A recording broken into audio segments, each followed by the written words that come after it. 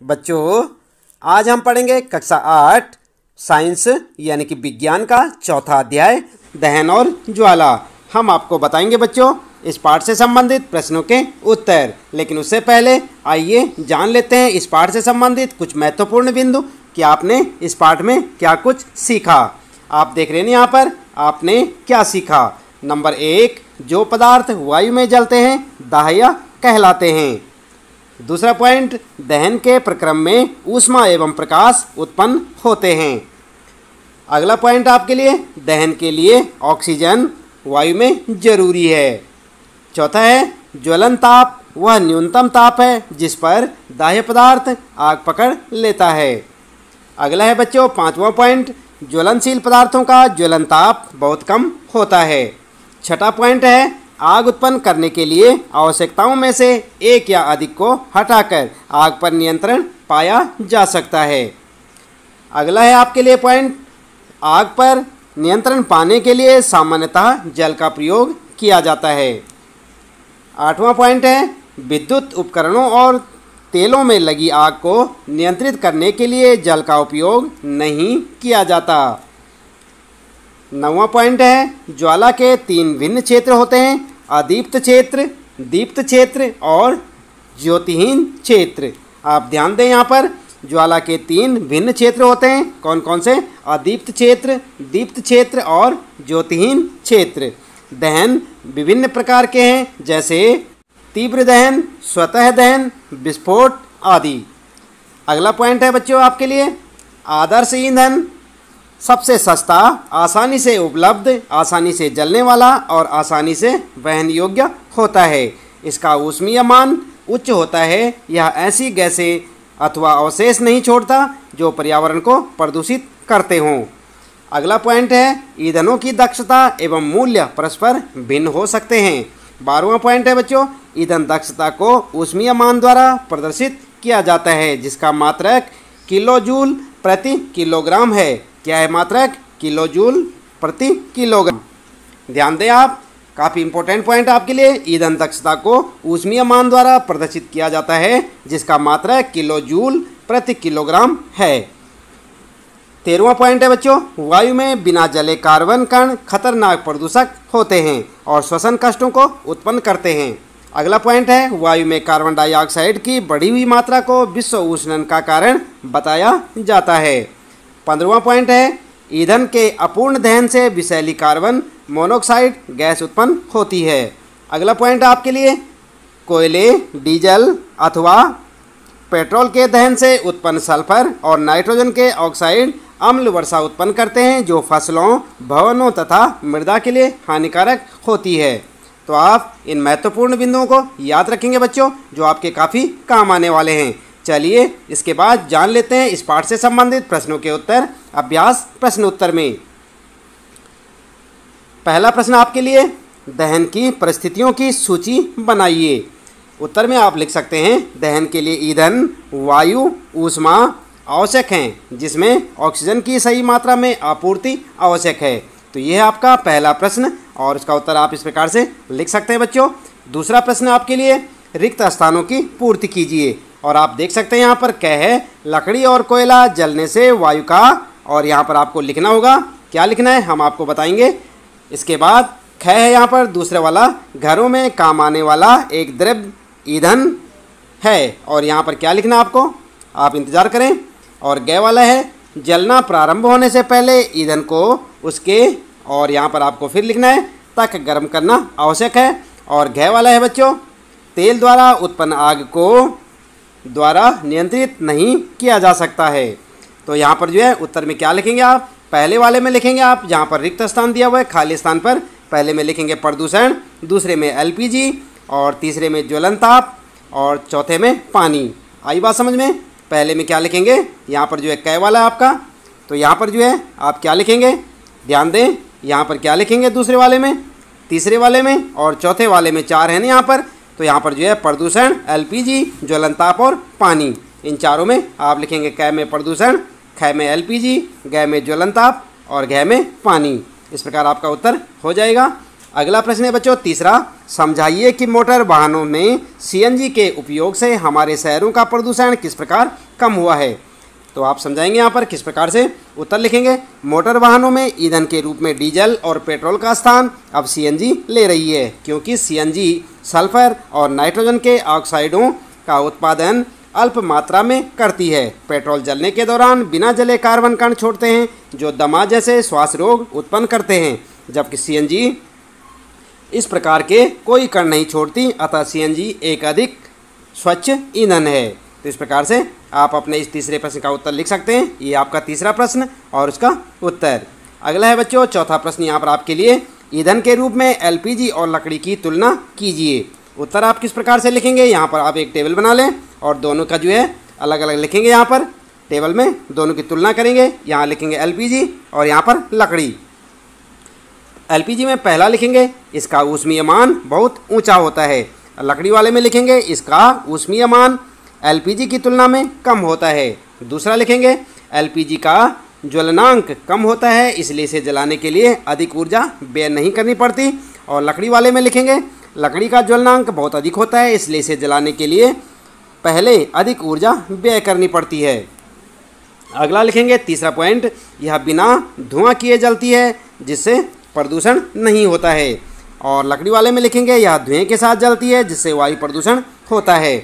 चौथा पॉइंट लिखेंगे इसके जलने पर कोई विषैली गैस उत्पन्न नहीं होती। और जबकि लकड़ी वाले में लिखेंगे लकड़ी के जलने पर CO2 तथा कम वायु में CO कार्बन मोनोऑक्साइड गैस उत्पन्न होती है। पांचवा पॉइंट लिखेंगे बच्चों, इसको आसानी से भंडारित किया जा सकता है। और लकड़ी वाले में लिखेंगे ठोस और भारी होने के कारण इसे भंडारित नहीं किया जा सकता। छठा पॉइंट लिखेंगे इसको जलाने पर अवशेष नहीं बचता। और इसमें लिखेंगे लकड़ी वाले में इसको जलाने पर राख जैसे अवशेष बचते हैं। तो इस प्रकार से आप टेबल बनाकर अपना उत्तर लिख सकते हैं बच्चों। अच्छे से लिखें और इसे याद भी करें। और इसके बाद पांचवा प्रश्न है बच्चों आपका, यहाँ पर कारण बताइए। और पहला यहाँ पर कै वाला, विद्युत उपकरण से संबद्ध आग पर नियंत्रण पाने हेतु जल का उपयोग नहीं किया जाता। क्यों नहीं किया जाता, इसका आपने कारण बताना है। दूसरा है ख वाला, एलपीजी लकड़ी से अच्छा घरेलू ईंधन है। क्या कारण है बताना है आपको। और ग है, कागज स्वयं सरलता से आग पकड़ लेता है, जबकि एल्युमिनियम पाइप के चारों तरफ लपेटा गया कागज का टुकड़ा आग नहीं पकड़ता। तो इसका क्या कारण है, चलिए इन तीनों के उत्तर इस प्रकार से आप लिख सकते हैं। सबसे पहले आप देखें क का उत्तर, विद्युत उपकरणों से संबद्ध आग पर नियंत्रण पाने के लिए पानी का इस्तेमाल नहीं किया जा सकता, क्योंकि पानी विद्युत का अच्छा सुचालक है। और जब पानी किसी नग्न लाइव तार पर गिराया जाएगा तो पानी फेंकने वाले व्यक्ति को बहुत तेज विद्युत का झटका लग सकता है, जिससे उसकी मृत्यु भी हो सकती है। तो यह है पहले का उत्तर क का। और दूसरे का लिखेंगे आप ख का कारण लिखेंगे, एलपीजी लकड़ी से अच्छा ईंधन है, क्योंकि एलपीजी का ज्वलनांक लकड़ी की तुलना में कम होता है, ऊष्मीय मान अधिक होता है और यह लकड़ी के विपरीत प्रदूषण रहित ईंधन है। तो इस प्रकार से आप ख का कारण लिख सकते हैं। अगला है बच्चों ग का कारण। यहाँ पर हम जानते हैं कि एल्युमिनियम एक धातु है और ऊष्मा का एक अच्छा सुचालक है। एल्युमिनियम धातु के चारों तरफ लिपटे कागज का ताप जब बढ़ने लगता है तो एल्युमिनियम कागज से ऊष्मा को अवशोषित करके कागज के ताप को उसके ज्वलन ताप से कम कर देता है। यही कारण है कि कागज स्वयं सरलता से आग पकड़ लेता है, जबकि एल्युमिनियम पाइप के चारों ओर लपेटा गया कागज का टुकड़ा आग नहीं पकड़ता। तो इस प्रकार से आप लिख सकते हैं ग का कारण। आपने देखा नहीं, यहाँ पर यह था आपका पांचवा प्रश्न और यहाँ पर आपने कारण बताने थे। क ख ग यहाँ पर 3 प्रश्न थे आपके लिए और उनका उत्तर आप इस प्रकार से लिख सकते हैं, जैसे आप यहाँ पर देख सकते हैं। अगला है बच्चों छठा प्रश्न आपके लिए, मोमबत्ती की ज्वाला का चिन्हित चित्र बनाइए। और इस प्रकार से आप देख सकते हैं, एक चित्र आपको अपनी पाठ्य पुस्तक में भी आप देख सकते हैं। इस प्रकार से आप इस चित्र को बना सकते हैं, जैसे कि यहाँ पर आपको दिख रहा है। ये मोमबत्ती की ज्वाला है, ये मोमबत्ती है बच्चों, ध्यान दें। और सबसे गर्म भाग कम गर्म, सबसे कम गर्म। और ये मोमबत्ती है, पूर्ण दहन का बाह्य क्षेत्र नीला, आंशिक दहन वाला मध्य भाग पीला और बिना जली मोमबत्ती का सबसे निचला भाग या आंतरिक भाग आप कह सकते हैं काला। ठीक है, तो इस प्रकार से आप चित्र को अपनी पाठ्य पुस्तक से देखकर अच्छे से बनाएं। इसके बाद बच्चों अगला प्रश्न है यहाँ पर 7वां प्रश्न आपके लिए, ईंधन के ऊष्मीय मान को किस मात्रक द्वारा प्रदर्शित किया जाता है। उत्तर में लिखेंगे ईंधन के ऊष्मीय मान को किलो जूल प्रति किलोग्राम मापक द्वारा प्रदर्शित किया जा सकता है। इसे आप अच्छे से याद करें बच्चों, काफ़ी इंपॉर्टेंट है। ईंधन के ऊष्मीय मान को किलो जूल प्रति किलोग्राम मापक द्वारा प्रदर्शित किया जाता है। अगला है बच्चों 8वां प्रश्न आपके लिए, समझाइए कि CO2 किस प्रकार आग को नियंत्रित करती है। 8वां प्रश्न है आपका। उत्तर में आप लिखेंगे पेट्रोल, विद्युत उपकरण जैसे ज्वलनशील पदार्थों में लगी आग को बुझाने के लिए कार्बन डाइऑक्साइड सबसे अच्छा अग्निशामक है। ऑक्सीजन की तुलना में अधिक भारी होने के कारण CO2 आग को एक कंबल की तरह लपेट लेती है। इससे ईंधन और ऑक्सीजन का संपर्क टूट जाता है, अतः आग नियंत्रित हो जाती है। CO2 का एक अन्य लाभ यह है कि सामान्यतः यह विद्युत उपकरणों को हानि नहीं पहुंचाती। सिलेंडरों में छोड़े जाने वाले CO2 बहुत तेज़ी से फैलती है और ठंडी हो जाती है, अतः यह न केवल आग को चारों तरफ से घेर लेती है बल्कि ईंधन के ताप को भी कोई हानि नहीं पहुंचाती। इसलिए यह अति उत्तम अग्निशामक है। तो इस प्रकार से आप अपना उत्तर लिख सकते हैं बच्चों। यहाँ पर समझाइए कि CO2 किस प्रकार आग को नियंत्रित करती है। आप देख रहे हैं यहाँ पर उत्तर, ठीक इसी प्रकार से आप लिखें और इसे याद करें। अगला है बच्चों 9वां प्रश्न आपके लिए, हरी पत्तियों के ढेर को जलाना कठिन होता है परंतु सूखी पत्तियों में आग आसानी से लग जाती है। समझाइए ऐसा क्यों होता है। उत्तर में आप लिखेंगे हरी पत्तियों के ढेर को जलाना कठिन होता है परंतु सूखी पत्तियों में आग आसानी से लग जाती है, क्योंकि हरी पत्तियों में जल अधिक मात्रा में उपस्थित होता है, जो हरी पत्तियों को जलाने के लिए दी गई ऊष्मा को अवशोषित करके वाष्पित हो जाता है और पत्तियों के ताप को उनके ज्वलन ताप तक बढ़ने नहीं देता, जिसके कारण हरी पत्तियाँ तब तक आग नहीं पकड़ पाती जब तक सारा जल वाष्पित न हो जाए और उनका ताप उनके ज्वलनांक तक न पहुंच जाए। सूखी पत्तियों में पानी नहीं होने के कारण ये जल्दी आग पकड़ लेती हैं, क्योंकि इनको जलाने के लिए दी गई ऊष्मा इनके ताप को शीघ्र ही इनके ज्वलन ताप तक पहुंचा देती है और ये जलना शुरू कर देती हैं। तो इस प्रकार से आप देख रहे हैं यहाँ पर, ये आपका 9वां प्रश्न और उसका उत्तर।